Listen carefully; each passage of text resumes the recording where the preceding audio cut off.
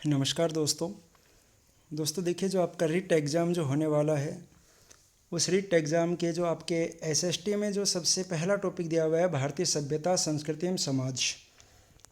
ये आपकी सबसे पहली यूनिट है और इस यूनिट का सबसे पहला टॉपिक है सिंधु घाटी सभ्यता। देखिए, रिट की जो कंप्लीट एसएसटी है, उस कंप्लीट एसएस के जो भी इम्पोर्टेंट फैक्ट हैं, जितने भी महत्वपूर्ण तथ्य हैं, उन सभी तथ्यों का संकलन करके और मैंने एसएसटी की एक सीरीज़ शुरू की है। फालतू की चीज़ें हमें यहाँ पर पढ़नी नहीं है, जो केवल एग्ज़ाम से रिलेटेड है वही बातें हमें यहाँ पर करनी है। और उम्मीद करता हूँ कि आपके एसएसटी के जितने भी टोटल क्वेश्चंस मिलेंगे वो सारे इन सीरीज़ में आपको मिल जाएं।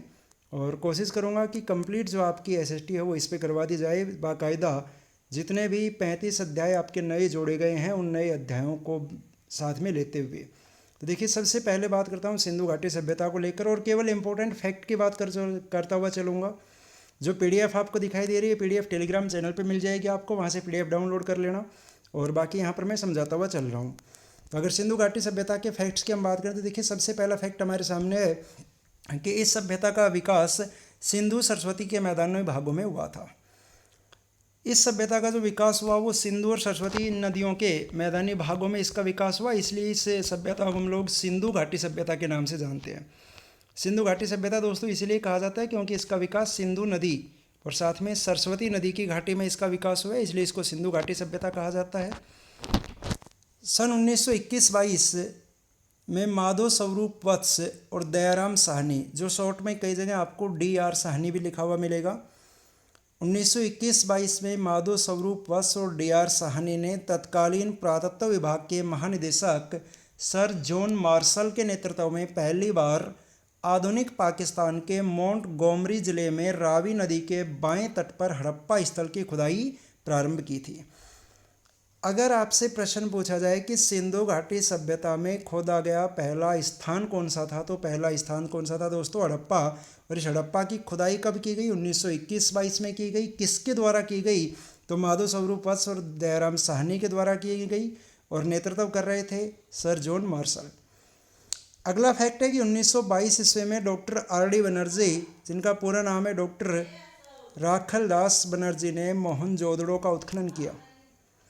डॉक्टर RD बनर्जी ने मोहनजोदड़ो का उत्खनन किया 1922 में।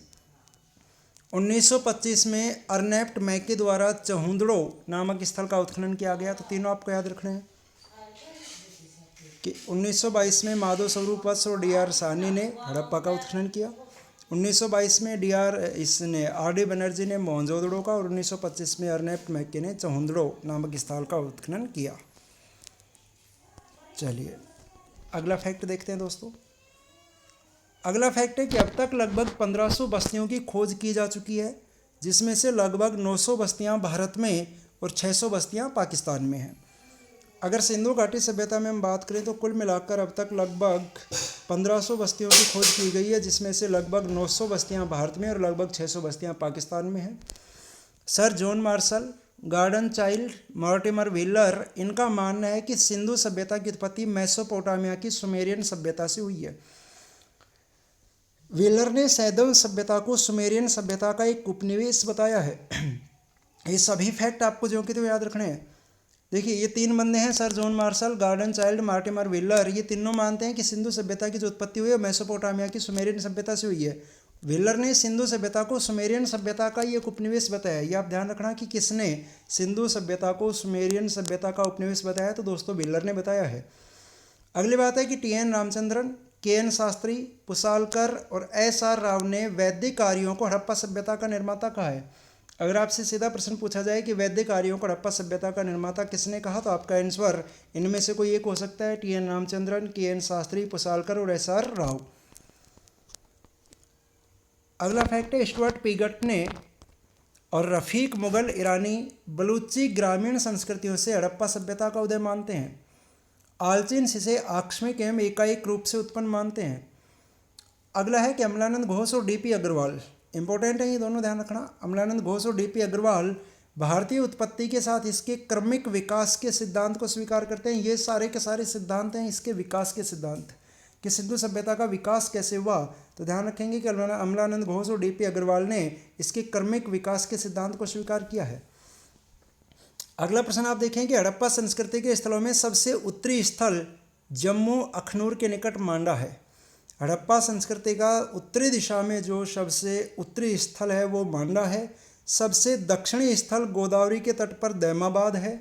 सबसे उत्तरी स्थल है वो मांडा, सबसे दक्षिणी स्थल है वो दैमाबाद, सबसे पश्चिमी स्थल पाकिस्तान के बलूचिस्तान में सुतकांगीडोर है। जो सबसे पश्चिमी स्थल है वो बलूचिस्तान में सुतकांगीडोर है। सबसे पूर्वी स्थल मेरठ में हिंडन नदी के किनारे आलमगीरपुर है। तो ये चारों हो गए दोस्तों, ध्यान रखेंगे आप चारों के। सबसे उत्तरी स्थल मांडा है, सबसे दक्षिणी स्थल दैमाबाद है, सबसे पश्चिमी स्थल सुतकांगीडोर है और सबसे पूर्वी स्थल आलमगीरपुर है।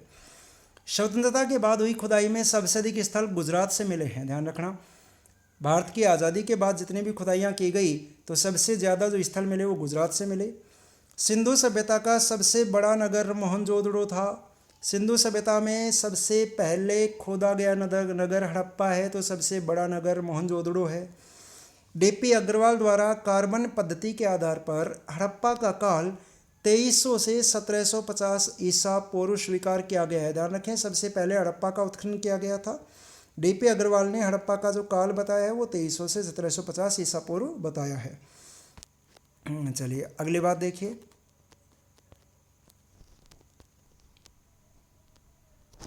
अगली बात है दोस्तों कि सिंधु सभ्यता में प्रोटो ऑस्ट्रोलॉयड, भूमध्य सागरीय, मंगोलॉयड और अल्पाइन प्रजाति समूह होने का अनुमान लगाया गया है। अगला फैक्ट है कि सिंधु लोगों को अनेक धातुओं जैसे कि सोना, चांदी, तांबा, पीतल, टिन आदि का ज्ञान था, लेकिन विशेष रूप से ध्यान रखना मैंने कहीं भी यहाँ पर लोहा नहीं लिखा है। इसका मतलब सिंधु सभ्यता के लोगों को लोहे का ज्ञान नहीं था, अनेक धातुओं का ज्ञान था जिनमें सोना है, चांदी है, तांबा है, पीतल है, टिन है, लेकिन लोहे का उनको ज्ञान नहीं था। अगली बात है कि यह एक कांस्ययुगीन सभ्यता थी, क्योंकि लोगों ने प्रगलन विधि से, प्रगलन यानी गलाने की विधि, प्रगलन विधि से तांबा और टिन को मिलाकर कांसा बनाने का ज्ञान प्राप्त कर लिया था।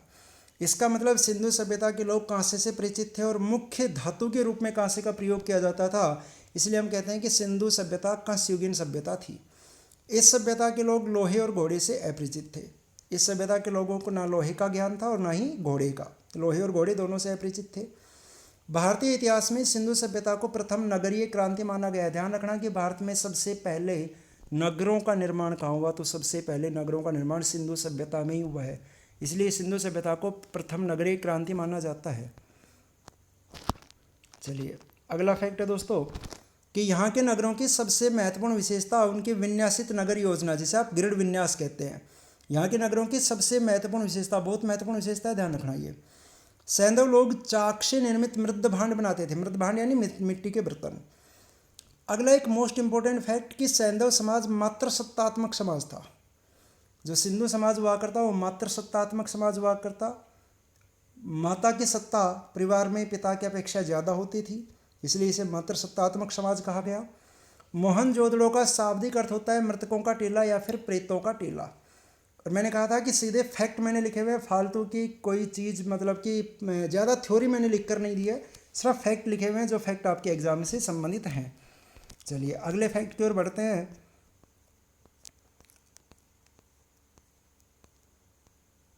अगला फैक्ट है दोस्तों कि मोहनजोदड़ो को सिंधु का नखलिस्तान या सिंधु का बाग भी कहा जाता है। ध्यान रखेंगे, मोहनजोदड़ो को सिंधु का नखलिस्तान या फिर सिंधु का बाग कहा जाता है। सीधा आपसे पूछा जाए कि सिंधु का नखलिस्तान या सिंधु का बाग किसे कहते हैं, तो मोहनजोदड़ो को कहते हैं।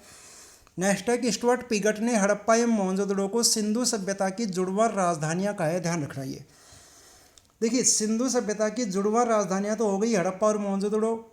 एक प्रश्न मैं आपसे पूछ रहा हूँ, आप कमेंट में मुझे उसका आंसर बताएंगे कि सिंधु सभ्यता की तीसरी राजधानी किसे कहा जाता है। दो तो ये हो गई, हड़प्पा और मोहनजोदड़ो दो तो ये हो गई, जिनको दोनों को जुड़वा राजधानी कहते हैं।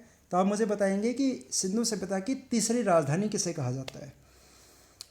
अगला फैक्ट है आपके सामने कि मोहनजोदड़ो से एक विशाल स्नानागार प्राप्त हुआ है, जिसे सर मार्शल ने तत्कालीन विश्व का अद्भुत निर्माण कहा है। जहाँ तक मुझे याद है रीट एग्जाम में क्वेश्चन पूछा भी जा चुका है कि सर जॉन मार्शल ने विश्व का अद्भुत निर्माण किसे कहा है, तो वो जो मोहनजोदड़ो से जो एक स्नानागार मिला है उसे सर जॉन मार्शल ने विश्व का अद्भुत निर्माण कहा है। अगला फैक्ट है दोस्तों कि कालीबंगा का अर्थ क्या होता है, तो कालीबंगा का अर्थ होता है काले रंग की चूड़ियाँ। कालीबंगा सभ्यता का विकास कहाँ हुआ, ध्यान रखें। कालीबंगा सभ्यता राजस्थान के हनुमानगढ़ जिले में घग्गर नदी के बाएं किनारे पर स्थित है। राजस्थान का हनुमानगढ़ जिला और हनुमानगढ़ जिले में घग्गर नदी जो बहती है, घग्गर नदी के बाएं किनारे पर कालीबंगा सभ्यता का विकास हुआ। अगली बात हम करें कि कालीबंगा सभ्यता की खोज। तो कालीबंगा सभ्यता की खोज 1953 ईस्वी में सर अमलानंद घोष ने की थी। कालीबंगा की जो खोज की गई वो 1953 ईस्वी में अमलानंद घोष द्वारा की गई। दशरथ शर्मा ने कालीबंगा को सिंधु सभ्यता की तीसरी राजधानी कहा है। जो प्रश्न मैंने अभी आपसे पूछा था वो प्रश्न आपके सामने आ चुका है कि स्टुअर्ट पेगट ने हड़प्पा और मोहनजोदड़ो को सिंधु सभ्यता की जुड़वा राजधानियां कहा है, जबकि डॉक्टर दशरथ शर्मा ने कालीबंगा को सिंधु सभ्यता की तीसरी राजधानी कहा है। अब अगले फैक्ट देखिए, हरियाणा के हिसार जिले में स्थित बनवाली से मिट्टी का बना हुआ हल है और साथ में जौ के साक्ष्य प्राप्त हुए हैं। काफ़ी इंपॉर्टेंट है दोनों ही चीज़ें। मिट्टी का हल कहाँ से मिला और जौ के साक्ष्य कहाँ से मिले, तो मिट्टी का हल और जौ के साक्ष्य दोनों ही चीज़ें बनवाली से मिले हैं। अगली बात, सिंधु सभ्यता में गुजरात का धोलावीरा एकमात्र ऐसा नगर है जो नदी के किनारे स्थित नहीं है। गुजरात का जो धोलावीरा है वो एकमात्र सिंधु सभ्यता का अकेला ऐसा नगर है जो कि किसी भी नदी के किनारे स्थित नहीं है। अगली बात, धोलावीरा भारत में स्थित सिंधु सभ्यता का सबसे बड़ा, सबसे सुंदर और सबसे नियोजित नगर है। सिंधु सभ्यता का भारत में स्थित यदि कोई सबसे बड़ा नगर है तो धोलावीरा है। भारत में स्थित सबसे सुंदर और सबसे नियोजित नगर कोई है तो वो दोस्तों धोलावीरा है। चलिए अगली बात, धोलावीरा से नाम पट्टी का अभिलेख प्राप्त हुआ है जिसमें 9 वर्ण हैं। वर्णों की संख्या याद रखना। नाम पट्टी का अभिलेख में कितने वर्ण हैं तो आप लोग कहेंगे 9 वर्ण हैं। धोलावीरा में बांध निर्माण के प्राचीनतम साक्ष्य मिले हैं। भारत में बांध बनाने के सबसे पुराने जो प्रमाण मिले हैं, प्राचीनतम जो साक्ष्य मिले हैं वो धोलावीरा से मिले हैं। एसआर राव ने लोथल को लघु हड़प्पा और लघु मोहनजोदड़ो कहा है, ध्यान रखना। लोथल के पूर्वी भाग में गोदीवाड़ा डकयार्ड का साक्ष्य मिला है जिसे जहाजों की गोदी कहा जाता है। ध्यान रखें कि लोथल को सिंधु सभ्यता का बंदरगाह कहा जाता है क्योंकि यहाँ से डकयार्ड प्राप्त हुआ है। चहुंदड़ो को सिंधु सभ्यता का औद्योगिक नगर कहा जाता है। देखिए कितने इंपॉर्टेंट फैक्ट हैं आपके सामने और सारे के सारे इंपॉर्टेंट फैक्ट मैं आपको बताने लग रहा हूँ। अगर सिंधु सभ्यता का कोई प्रश्न आपके एग्जाम में आएगा तो मुझे नहीं लगता इससे बाहर मिलेगा आपको, तो विशेष रूप से आपको ये याद रख लेने चाहिए सारे फैक्ट। सिंधु सभ्यता का औद्योगिक नगर कहा जाता है, वो चहुंदड़ो को कहा जाता है। अगली बात, सिंधु सभ्यता में दास प्रथा का प्रचलन था। ध्यान रखें ये प्रश्न, ऐसे प्रश्न सत्य असत्य में काफ़ी बार पूछे जाते हैं। जैसे सिंधु सभ्यता के बारे में कौन सा कथन सही है कौन सा असत्य है, तो ध्यान रखें कि सिंधु सभ्यता में दास प्रथा का प्रचलन हुआ करता। अगला फैक्ट है दोस्तों, लोथल से 3 युगल समाधान। 3 युगल समाधान का मतलब 3 व्यक्तियों को एक साथ, यानी 3 व्यक्तियों के शव को एक साथ दफनाना। कालीबंगा से 1 युगल समाधान जिससे सती प्रथा के प्रचलन का अनुमान लगाया जाता है। देखिए कालीबंगा से भी युगल समाधान मिला है, युगल का मतलब जोड़े के रूप में दफनाया जाना। लोथल से 3 जोड़े मिले हैं, कालीबंगा से 1 जोड़ा मिला है जिससे ये अनुमान लगाया जाता है कि उस समय सती प्रथा हुआ करती। ऐसा हुआ करता है कि अगर किसी व्यक्ति की डेथ हुई तो उसकी पत्नी भी उसके साथ ही सती हो गई और उन दोनों को एक साथ ही दफना दिया गया, तो जोड़े से दफनाए जाने के साक्ष्य मिले हैं जिससे सती प्रथा का अनुमान लगाया जाता है। अगली बात है कि लेखन के प्राचीनतम साक्ष्य हड़प्पा से प्राप्त हुए हैं। सिंधु सभ्यता की जो लेखन की लिपि थी वो लेखन की लिपि कैसी थी, काफ़ी बारी एग्जाम में प्रश्न आया, भाव चित्रात्मक लिपि हुआ करती, ध्यान रखें विशेष रूप से। अगली बात है दोस्तों, लोथल से हाथी दांत का पैमाना प्राप्त हुआ है। लोथल से मिला है वो हाथी दांत का पैमाना मिला है। सिंधु घाटी के लोगों ने सबसे पहले कपास की खेती करना शुरू किया था। अगर पूछा जाए कि सिंधु घाटी के लोगों ने सबसे पहले किस फसल की खेती करना शुरू किया तो दोस्तों कपास की खेती करना शुरू किया था। अगली बात, हड़प्पा सभ्यता के लोग पत्थर की मोहरें बनाते थे। पत्थर की मोहरें किस सभ्यता में, तो हड़प्पा सभ्यता में पाई गई हैं। नेक्स्ट पॉइंट है दोस्तों, हड़प्पा सभ्यता के लोग काले रंग से डिजाइन किए हुए खूबसूरत लाल मिट्टी के बर्तन बनाते थे।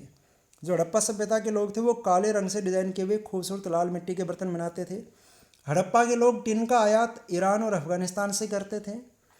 कांसे की नर्तकीय मानव मूर्तियां मोहनजोदड़ो से, कुत्ते की मूर्ति लोथल से, वृषभ की मूर्ति कालीबंगा से और इक्का गाड़ी की मूर्ति हड़प्पा से मिली है। कौन सी मूर्ति कहाँ से मिली है वो आपको याद रखनी है कि कांसे की नर्तकी की मूर्ति और साथ में मानव की मूर्तियाँ मोहनजोदड़ो से मिली हैं, कुत्ते की मूर्ति लोथल से मिली है, वृषभ यानी बैल की मूर्ति कालीबंगा से मिली है, इक्का गाड़ी की मूर्ति हड़प्पा से मिली है। और सिंधु सभ्यता के पतन का सबसे महत्वपूर्ण कारण क्या रहा, तो आर्यों का आगमन। ध्यान रखें, सिंधु सभ्यता के पतन का सबसे महत्वपूर्ण कारण क्या था? आर्यों का आगमन सबसे महत्वपूर्ण कारण माना जाता है। अगली बात कि सिंधु लिपि ब्रुष्टोफेदन पद्धति से लिखी गई है। ध्यान रखें, सिंधु लिपि किस पद्धति से लिखी गई है? तो ब्रुष्टोफेदन पद्धति से लिखी गई है। नेक्स्ट पॉइंट है दोस्तों आपके सामने कि द्रविड़ लिपि हड़प्पा कालीन लिपि के सबसे अधिक निकट प्रतीत होती है। सिंधु लिपि को बाएं से दाएं पढ़ने और उसे तमिल भाषा में परिवर्तन करने वाले विद्वान रेवरेंड हैरस थे। सिंधु लिपि को तमिल भाषा में परिवर्तन करने वाले पहले विद्वान रेवरेंड हैरस थे। और जयपुर के बैराठ में मौर्य सभ्यता के प्रमाण उपलब्ध है। मोस्ट इंपॉर्टेंट फैक्ट है सिंधु सभ्यता का ध्यान रखना कि बैराठ से मौर्य सभ्यता के प्रमाण मिले हैं। नीम का थाना जो कि सिक्कर के पास है, नीम का थाना सिक्कर से प्राचीन गणेश्वर सभ्यता के अवशेष प्राप्त हुए हैं। अगले फैक्ट पे यदि हम बात करें तो दोस्तों सिंधु सभ्यता के कुछ एक फैक्ट और बचे हुए हैं, चलिए उनको भी कर लेते हैं कंप्लीट। देखिए अगला फैक्ट है आपके सामने कि सैंधव लोगों का प्रिय पशु कुबड़ वाला सांड हुआ करता। सिंधु सभ्यता के लोगों का जो सबसे प्रिय पशु हुआ करता वो कुबड़ वाला सांड हुआ करता। भारतीय उपमहाद्वीप में पालतू भैंस का प्राचीनतम साक्ष्य मेहरगढ़ से प्राप्त हुआ है। पालतू भैंस का जो सबसे पुराना प्रमाण मिला है वो मेहरगढ़ से मिला है दोस्तों। मिस्र के लोगों ने तारों में सूर्य के आधार पर अपना कैलेंडर बनाया सबसे पहले और वर्ष के 360 दिनों की गणना कर ली थी। मेसोपोटामिया के लोगों ने दिन और रात्रि के समय का हिसाब लगाकर पूरे दिन को 24 घंटों में सबसे पहले बांटा था। अगली बात, कागज, छापाखाना, स्याही, बारूद, चित्रकला और दिशा सूचक यंत्र का आविष्कार सबसे पहले चाइना में हुआ। ये चारों चीज़ें जो मैंने बोल्ड की हुई हैं चारों विशेष रूप से ध्यान रखना। कागज़ का आविष्कार, छापाखाना, स्याही और बारूद, इनका आविष्कार सबसे पहले चीन में हुआ और लियो चीन का प्रसिद्ध कवि था। ये दोस्तों आपकी सिंधु सभ्यता को लेकर कुछ एक फैक्ट की हमने बात की है। अब सिंधु सभ्यता के बाद आपका इसी में जो अगला टॉपिक है वो अगला टॉपिक है दोस्तों वैदिक संस्कृति। और यहाँ हमें वेदों के बारे में बात करनी है, वैदिक संस्कृति के बारे में बात करनी है। तो इस टॉपिक में दोस्तों हम चर्चा करेंगे कल। आज का आपका टॉपिक रहा सिंधु घाटी सभ्यता। उम्मीद करता हूँ कि आपको ये फैक्ट पसंद आए होंगे और अगर आपको ये फैक्ट पसंद आए तो वीडियो को ज़्यादा से ज़्यादा अपने दोस्तों के पास शेयर कर दें ताकि और आपके भाई बंधु भी इसका लाभ उठा सके, जितना लाभ उनको मिल सकता है। धन्यवाद दोस्तों, कल मिलते हैं वैदिक संस्कृति के टॉपिक के साथ में और डेली इसी तरीके से मैं आपको टॉपिक करवाता रहूँगा। रिट की एसएस आपको यूट्यूब पर ही पूरी करवाई जाएगी अब। ठीक है दोस्तों, धन्यवाद।